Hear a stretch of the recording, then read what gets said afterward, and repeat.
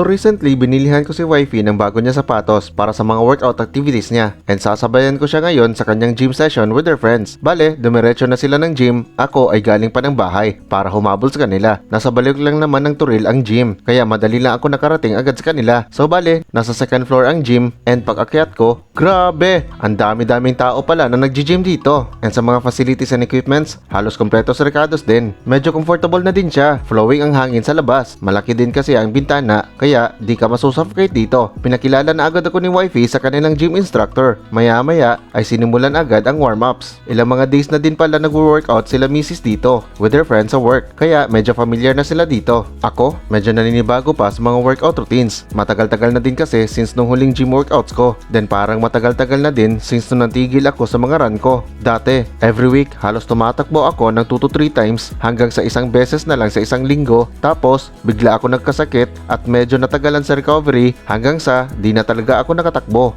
Yun lang. Kaya feeling ko parang nabibigatan na ako sa katawan ko, and in fairness, lumubo na din ang timbang at laki ko. Hi! Kaya nung sinabihan ako ni wifey na sumabay na sa mga workouts nila, di na ako nagdalawang isip na mag-join. Need ko na din kasi bumalik sa mga workouts para man lang at least bumalik yung flexibility ko sa katawan. Also, parang mas madali na ako nakakasakit nowadays. So singit ko lang, medyo may katagalan na din tong problema ko sa motor. May butas na kasi ang upuan at wala akong ka-idea kung paano to nabutasan. Kung aksidente ba o sinadya. Maliit lang kasi to dati at bigla na lang lumaki. Kaya nag-search ako sa Shopee kung sakaling may magustuhan. Hanggang sa may nakita at binili ko naman agad. Isang full liha Indo seat cover. At ang nakabest pa nito, waterproof na din siya. Nakasize na din siya depende sa motor vehicle nyo. Actually, mura lang din ang bili ko nito. At mas mumura pa kung may vouchers ka na pwede magamit. Inakala ko nung una ay madali lang siya ikabit sa seat, yun pala, wala pala siyang strap sa likod at kailangan mo pa itong ipa-install. Pagka-receive ng item ay pina-install ko na agad at voila, ang ganda din pala ng kinalabasan. O diba? Buti at maayos din naman ang pagkatrabaho sa pag-install. Chokes na din kasi di na ako nadudulas paabante habang nasa biyahe. Nagpadagdag pa ako ng additional foam para mas umangat pa siya para isahang trabaho na lang din. Nilagay ko na sa comment section ang link baka kung sakaling gusto nyo ding itry. And back to the show. Pare-pareho lang naman kami ng mga routines dito, from warm-ups, treadmill, and liftings. Di lang nakakapareho sa bigat ng equipments. Medyo nakakapanibago kasi yung warm-up ng coach dito, treadmill agad. Wala nang mga stretching. Pero so far, chokes pa naman din ng katawan ko. Medyo aggressive at active pa. Kung sabagay, kakabalik ko pa lang sa workout. At ito ang unang gym workouts ko for how many years. Ang nakakatindi lang, ilang routines pa lang mga natapos ko. Pero grabe ang mga pawis ko. Banat na para bang nakatakbo ako ng ilang mga kilometro. Kahit nga damit ko, sa sobrang nipis, halos tumutulo na din. Kahit nga panyo ko, napibiga ko na sa dami ng pawis na napahid ko. Well, medyo madali lang sa akin ang liftings. Di pa naman masyado kabigatan ng mga inaangat ko. But still, yung pawis ko lang talaga. Medyo supportive din naman yung coach sa amin. At least naiintindihan niya kung hanggat saan at ilan lang yung makakaya namin. Syempre yung basic countings and repetitions na 3 sets and 8 counts. Pero ako, pag ganadong-ganado talaga, minsan pinapasobra ko naman ang mga bilang ko. Syempre, what is no pain no gain, diba? Para at least medyo challenging at may endure pa talaga ang pain at pawis.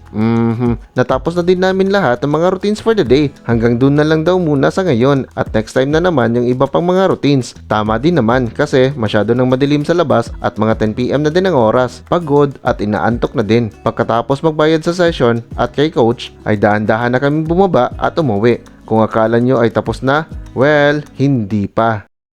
So it's another day, another workout session, another gym. Yeah, nagsuggest kasi ang mga kasamahan ni Mrs. na mag-try na naman ng iba pang gym venue. Medyo namahalan daw sila sa gym instructor doon sa kabila. Although, may discount naman kung 4 sa isang grupo. Kaso, di kasi lahat ng panahon ay 4 ang makaka-attend sa session. Gusto din nilang mag-venture out pa ng iba pang mga gym instructors. Nagbabaka sakali na magiging interesting ang mapili nilang bagong instructor. So bale, ang venue malapit lang din naman sa dati nilang pinupuntahan na gym. Kaso, nasa National Highway na talaga siya. Medyo malapad ang gym and at the same time, parang naka-subdivided. May isang gym na naka-fully air-conditioned, may isa na non-aircon, kaso may separated space para sa CrossFit. At dito kami na-curious sa CrossFit exercise. Ano nga ba daw ang CrossFit? Bale, medyo intense ang workout. Pwede may gamit na equipments, pwede ding wala, may halong jumping, squat, push and pull, etc. May halo din siyang lifting or kahit pang-cardio exercise program. In short, buong katawan mo ay gagalaw. Unlike sa mga traditional gym workout na nakafocus lang sa isang parte ng katawan. Dito ay para ka na ding sumasayaw, nakasequence ng mga workouts and techniques,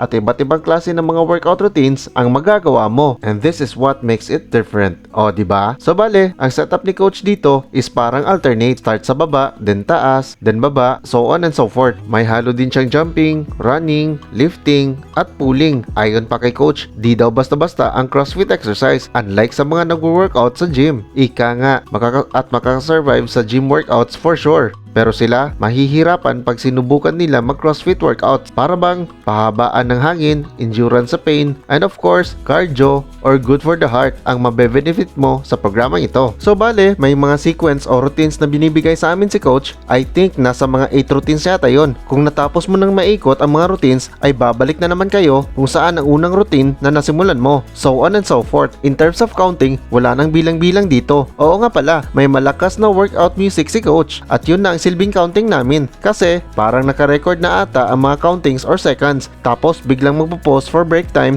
then start na naman sa next routine at pabalik-balik na lang siya ng pabalik-balik hanggang sa mapagod kayo at need na mag-relax. Ano, intense diba?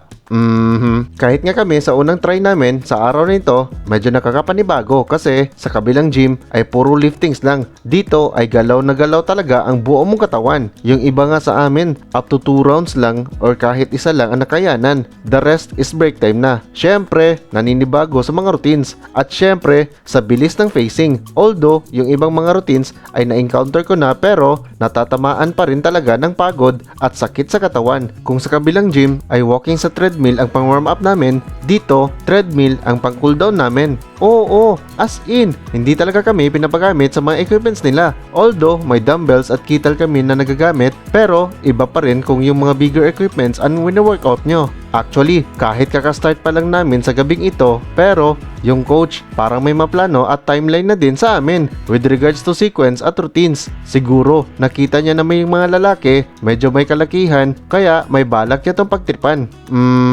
Pero syempre, jokes lang din kasi parang naiengganyo at nagustuhan na din namin ang CrossFit workouts. And ang ending, napagdesisyonan na dito na lang kami mag-gym. Same lang ang amount per session niya, pero mura lang ang training assistance ni coach. Natapos na din ang CrossFit workouts namin sa gabing ito at nagpa-schedule para sa susunod na workouts. Nagbihis at nagbayad na agad kami pati kay coach. Maya-maya ay nagsiuwian na din na may mga nararamdaman sa katawan. Oh yeah!